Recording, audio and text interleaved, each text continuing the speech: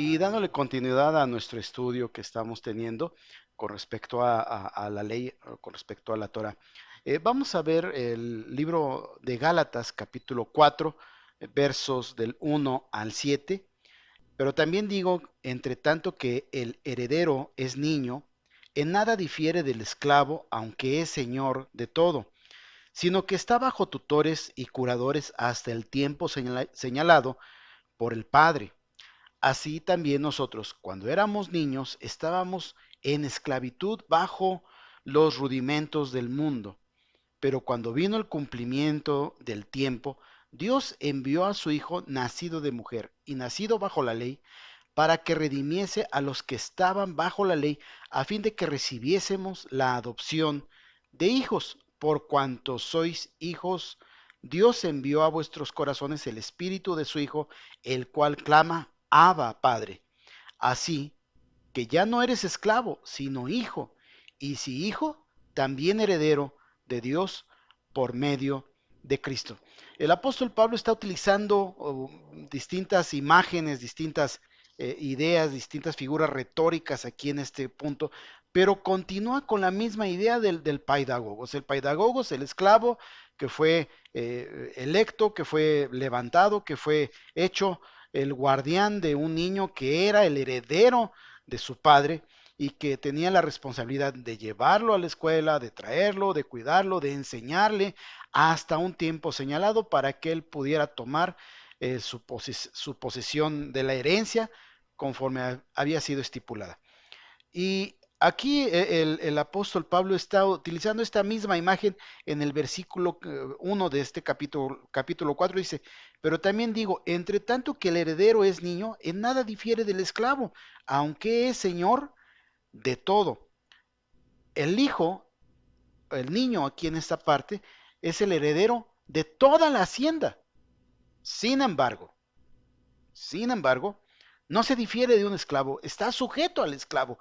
Está sujeto al paidagogos como si fuera su hijo, ¿verdad? Si el paidagogos le decía párate, tenía que pararse. Si el paidagogos le decía siéntate, tenía que sentarse. Si quería salir el niño ya siendo un jovencito y quería salir con sus amigos y el paidagogos le decía que no, pues tenía que obedecer porque estaba sujeto bajo esa tutela, estaba sujeto a ese esclavo. Y aunque él era el señor de todo, y aunque él era el heredero de todo, y al final tendría que convertirse en el amo de ese esclavo paidagogos, pues tenía que obedecerlo en ese momento. Y dice, así nosotros, ¿verdad? Dice en el versículo 3 dice, perdón, en el versículo 2 dice, sino que está bajo tutores y curadores hasta el tiempo señalado por el Padre.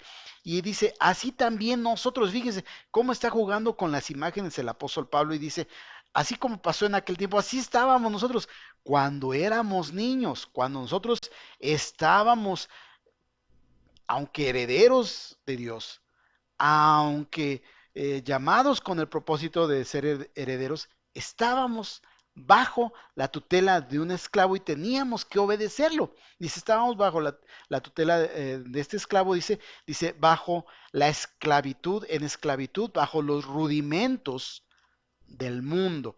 Entonces, si yo estaba sujeto a la Torah, estaba sujeto a los rudimentos del mundo. La palabra rudimentos es una palabra que habla de las primeras cosas, de las cosas más sencillas, de las cosas más simples, de las cosas más básicas del mundo. Y entonces aquí hablando de los rudimentos, de las primeras cosas que hay en el mundo, ¿verdad?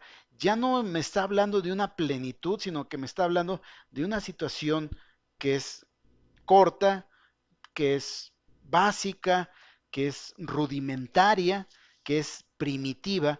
Y dice, estábamos sujetos bajo los rudimentos del mundo, dice, pero cuando vino, fíjense, cómo el apóstol Pablo está hablando en muchas ocasiones del cumplimiento del tiempo. Y lo venimos viendo desde la parte de atrás, de cuando dice que la ley fue añadida por las transgresiones, dice, hasta que llegó la promesa, ¿verdad? Y está hablando de un tiempo, de un cumplimiento y de cómo llega ese tiempo y cómo se cumple. Y dice aquí en el versículo 4, dice, pero cuando vino el cumplimiento del tiempo, Dios envió a su Hijo, nacido de mujer y nacido bajo la ley, para que redimiese, fíjense, habla de un cumplimiento.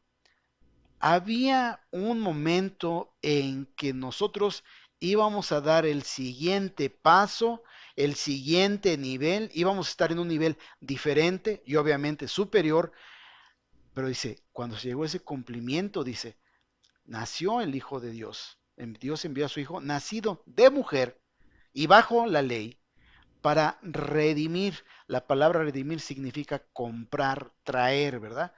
Traer a función nuevamente. Dice, para redimir lo que estaba bajo, dice, para a fin que recibiésemos, para que redimiese a los que estaban bajo la ley, con el fin y con el propósito de que recibiésemos la adopción de hijos. Fíjense, aquí está utilizando varias situaciones. El primero, éramos esclavos, pertenecíamos y estábamos bajo las órdenes y la tutela de otro esclavo, que era mayor que nosotros, sí, pero al final de cuentas esclavo del mismo patrón. Y aunque nosotros herederos, teníamos que obedecer a ese tutor.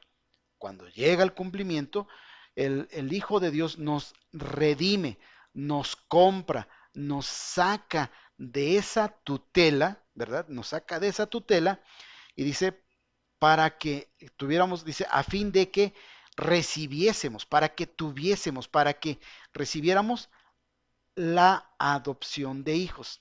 Aquí vienen dos situaciones.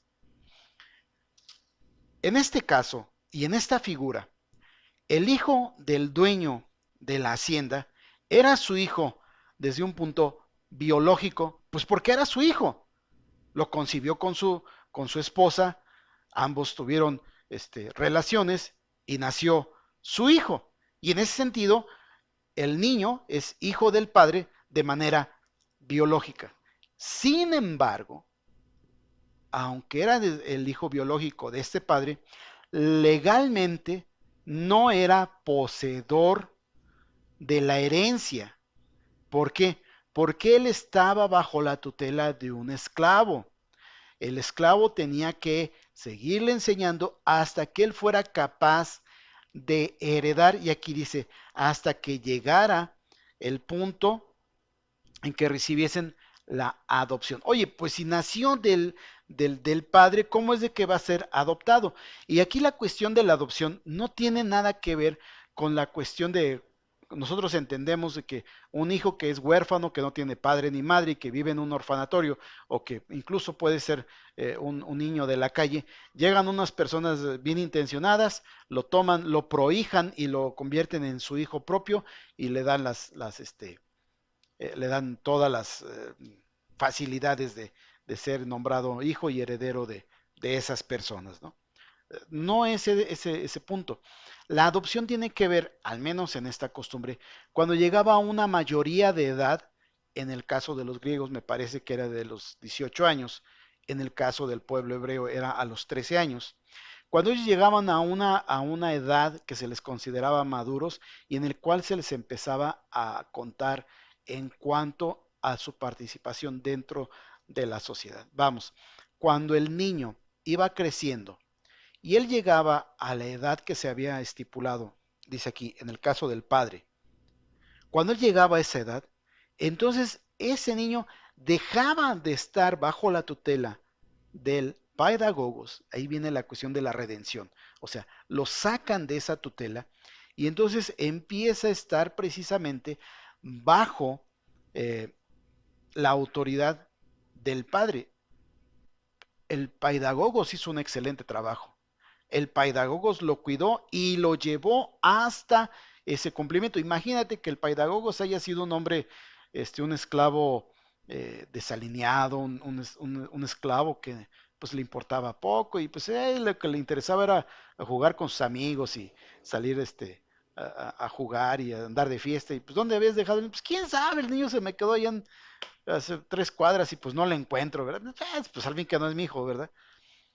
No, sino que el pedagogos aquí en este caso hizo un excelente trabajo, lo llevó al padre y el padre lo redimió, lo sacó y entonces con el fin de qué? De ser adoptado para que recibiese la herencia. Dice, y por cuanto ahora sois hijos de Dios, dice, y por cuanto sois hijos de Dios, verso 6, Dios envió a vuestros corazones el espíritu de su Hijo, el cual clama, Abba Padre. Entonces, cuando nosotros venimos al conocimiento pleno de Jesús como nuestro Señor, de Yeshua como el Adón, de Yeshua como el Mashiach, de Jesús como el Mesías.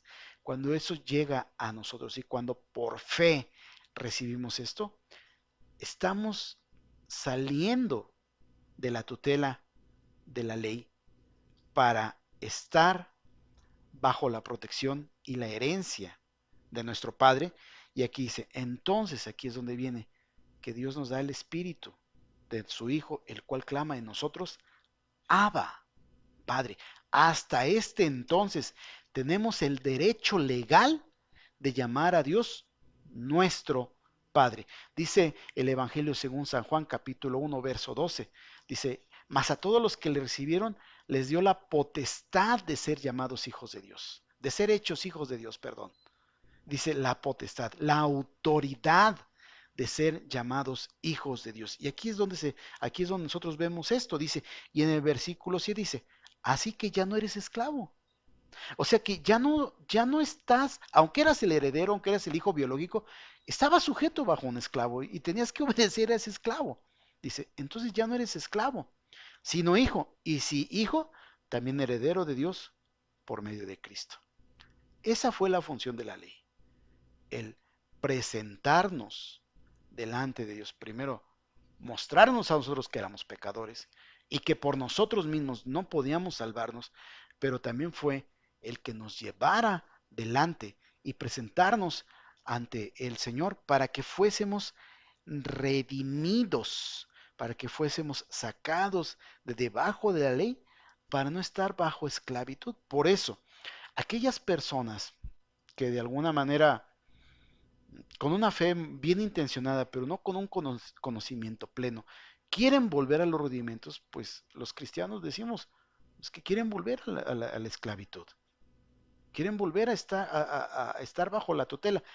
Pensando en eso y en la figura que está manejando el apóstol Pablo, seguramente hubo jóvenes que se encariñaron tanto con sus pedagogos que pues ya siendo ellos los herederos, pues los seguían extrañando, ¿no?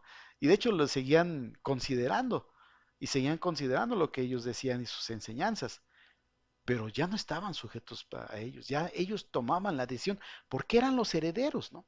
Entonces aquí haciendo una especie de recapitulación de lo que hemos venido hablando hasta este momento, la ley no está abolida, no está abrogada, la Torá está cumplida, ¿verdad? Está completada en Jesús, en Jesucristo. Y al estar completa, ya no estamos bajo su tutela. Yo quisiera que fuéramos casi al último de esta enseñanza. Vamos al libro de Romanos capítulo 10. Romanos capítulo 10, verso 4. Romanos capítulo 10, verso 4 dice de la siguiente manera, porque el fin de la ley es Cristo, para justicia a todo aquel que cree. El fin de la ley, el propósito de la ley es Cristo. No tiene otro propósito. No hay otra cuestión que la ley quiera o pueda hacer. Simplemente el mostrarnos quién es Cristo. Nada más.